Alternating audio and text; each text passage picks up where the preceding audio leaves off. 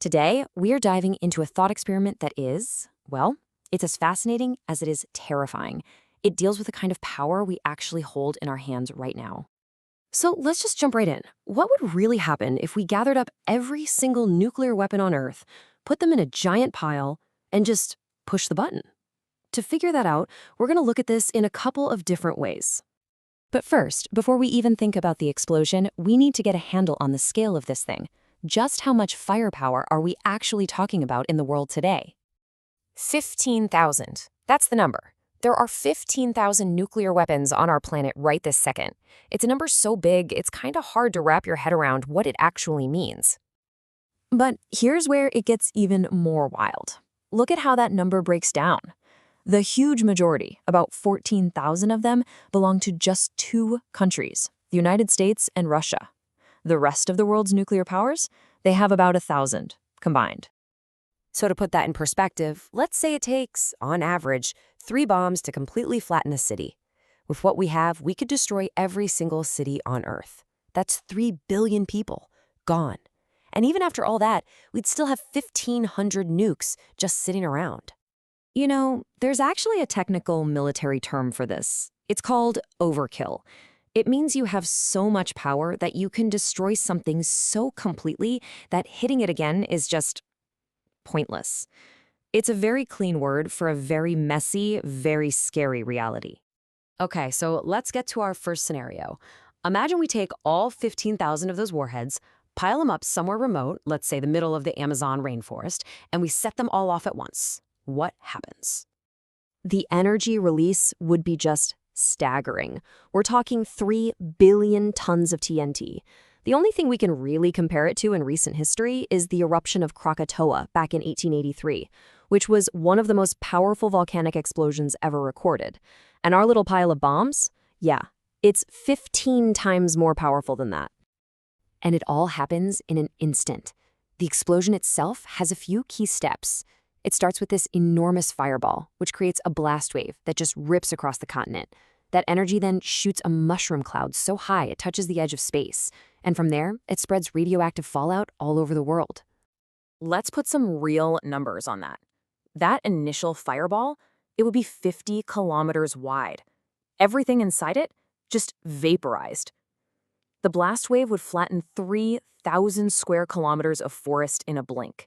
And the pressure wave would be so intense, it would literally circle the globe for weeks. You'd hear it everywhere on the planet. And after the blast, you're left with a crater 10 kilometers wide. All the soot and junk thrown into the atmosphere would trigger a kind of nuclear winter, making the whole planet colder for a few years. Global radioactivity would double, which means cancer rates would go up. And the Amazon rainforest? It's just gone. A continental disaster, no question. But here is the craziest part. The thing that's really surprising. As absolutely catastrophic as all of that sounds, it wouldn't be the end of humanity. It would be a nightmare and unimaginable disaster, for sure. But we, as a species, would survive. Which, naturally, leads us to a much, much darker question. If detonating our entire nuclear arsenal isn't enough to wipe us out, what is? What would it actually take?